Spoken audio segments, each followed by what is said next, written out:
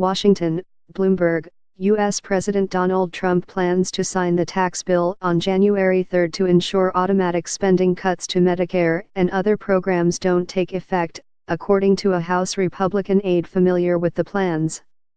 The White House informed House GOP members of the timetable, following the likely decision by House Republicans to leave the so-called PAYGO provision out of a year-end spending deal to avoid a government shutdown before Friday, the person said, who asked not to be named because the plan hasn't been publicly announced.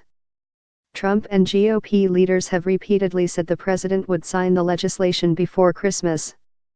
White House National Economic Council Director Gary Cohn signaled Wednesday morning, December 20, that the signing date could be pushed back because of the potential for triggering the cuts.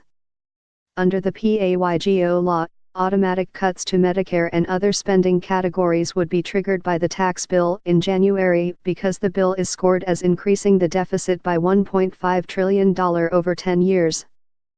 Waiting until January means that those cuts would be delayed until 2019, according to budget expert Ed Lorenzen of the Committee for a Responsible Federal Budget. Majority Leader Mitch McConnell and Speaker Paul Ryan have vowed that the cuts would not be triggered.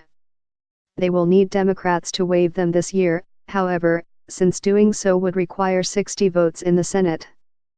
Nearly the entire House Democratic caucus last week threatened to block a PAYGO waiver unless Republicans made concessions like restoring the Obamacare individual mandate.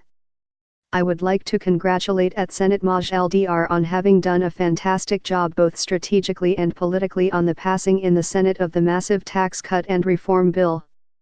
I could have not asked for a better or more talented partner. Our team will go on to many more victories.